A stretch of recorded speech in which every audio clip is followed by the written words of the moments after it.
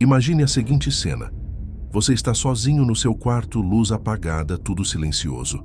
Até que, de repente, você sente aquela sensação familiar de estar sendo observado.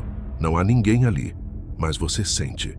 Algo atrás de você, algo que respira, algo que chama seu nome. Não com uma voz alta, mas com um sussurro grave colado na sua nuca. Você gira rápido e não vê nada, mas a presença continua, pesada, densa, como se ocupasse o ar ao seu redor. E o mais perturbador, histórias assim não são raras no Brasil, e muitas delas não são apenas relatos de medo, mas registros reais de possessões demoníacas, documentadas por testemunhas, famílias e líderes religiosos. Hoje eu vou te levar para dentro dessas histórias, não como alguém que apenas escuta, mas como alguém que sente. Porque quanto mais você mergulha nesses casos, mais percebe que o Brasil abriga alguns dos episódios mais sombrios do mundo espiritual. Histórias que, mesmo depois de décadas, continuam a deixar cicatrizes profundas nos envolvidos e sombras nas paredes das casas que foram palco desses eventos. A primeira história aconteceu em Sorocaba, em 1999. Uma adolescente comum, vida comum, até o dia em que começou a ouvir alguém chamando seu nome. No início eram cochichos, depois frases completas, e por fim, vozes conversando entre si como se discutissem sobre ela. A família só começou a suspeitar de algo realmente anormal quando a garota passou a escrever palavras em latim, com uma letra que não era a dela. Não apenas palavras soltas, frases inteiras, como se alguém estivesse ditando em seu ouvido. Durante as madrugadas, o quarto dela ficava gelado, com um frio impossível para o verão abafado de São Paulo. Testemunhas relatam que era possível ver o vapor da respiração dela dentro do quarto, mesmo sem nenhum ar-condicionado ou ventilação. E foi numa dessas noites que a irmã encontrou a jovem de pé, corpo rígido, olhos brancos murmurando num idioma que ninguém entendia. A porta se fechou com força assim que a irmã entrou. A família correu desesperada.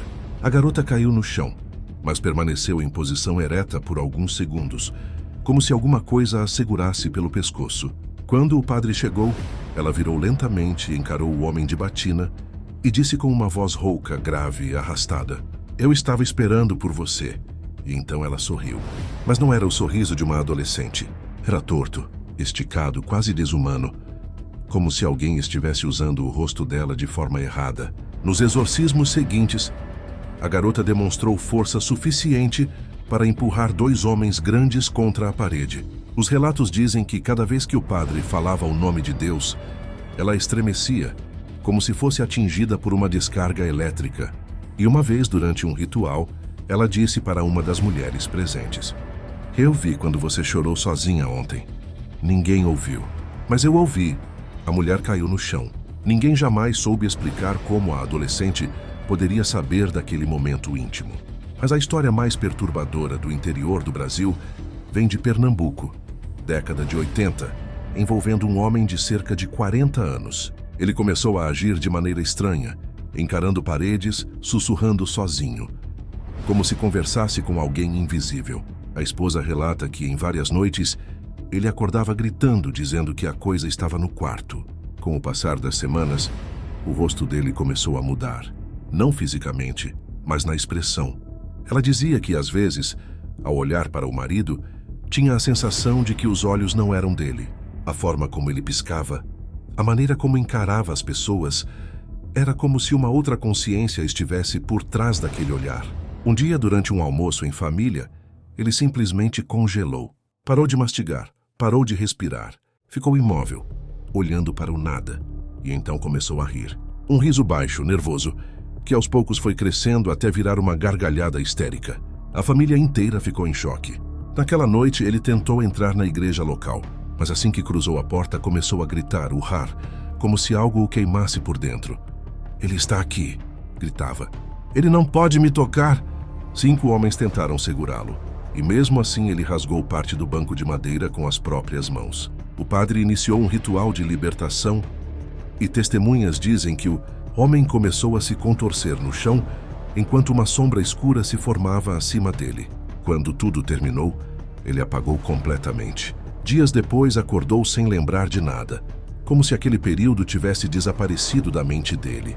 Outro caso chocante envolveu uma menina de 11 anos em Goiás. Essa talvez seja uma das histórias mais fortes registradas no país. A criança começou a falar com vozes diferentes. 3, segundo os relatos. A primeira era igual à voz dela. A segunda, masculina, adulta, profunda. E a terceira não parecia humana. Era gutural, arrastada. Quase como o som de um animal morrendo. A mãe conta que, certa vez, pegou a filha sentada no chão do quarto, encarando um canto vazio enquanto dizia: "Você também consegue ver?" Mas não havia nada ali, pelo menos nada visível. Durante os episódios, a menina exibia força descomunal. Uma professora afirma ter visto a garota levantar uma carteira escolar com uma mão só, sem esforço visível. Isso fez com que a família procurasse ajuda. Quando o exorcista chegou, a menina olhou para ele e disse com a voz masculina: "Ele já perdeu antes." Durante o ritual, objetos voaram pelo quarto, lâmpadas estouraram e janelas se abriram sozinhas, mesmo travadas por dentro. O exorcismo final durou quase 4 horas. E de repente, no meio da confusão, a menina começou a chorar, como se algo tivesse sido arrancado à força do corpo dela. Depois disso, nunca mais teve nenhum episódio. Mas o padre que conduziu o caso afirma até hoje que aquela presença não era deste mundo. No sul do Brasil, há relatos de uma casa inteira tomada por uma presença maligna. A família dizia ouvir vozes nas paredes.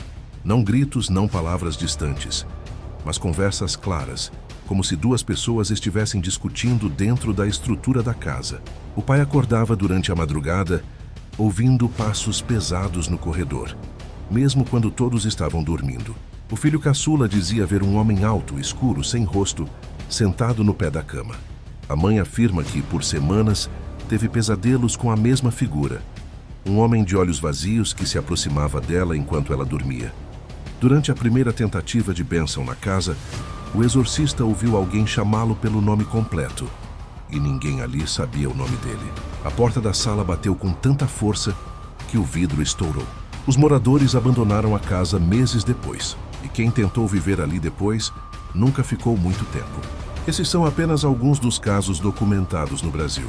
Um país onde o misticismo, a fé e o inexplicável caminham lado a lado. Onde histórias de possessão não são apenas lendas urbanas, mas eventos vividos, sentidos, testemunhados por pessoas simples, famílias comuns, que jamais imaginaram enfrentar algo tão obscuro. Alguns acreditam que o Brasil é um dos países com maior atividade espiritual do mundo. Outros dizem que o que acontece aqui é consequência da mistura intensa de crenças, rituais e forças que coexistem no mesmo espaço. E há também aqueles que preferem acreditar que nada disso é real. Mas quando você escuta relatos tão detalhados, tão consistentes, tão cheios de testemunhas, é difícil afastar aquela sensação de que, talvez, existam coisas que a gente realmente não deveria provocar. Se você ficou até aqui, meu muito obrigado. Agora eu peço, deixa o like. Isso ajuda muito o canal a continuar trazendo histórias como essa. E não esquece de se inscrever, porque ainda tem muito conteúdo sombrio que eu quero compartilhar com você.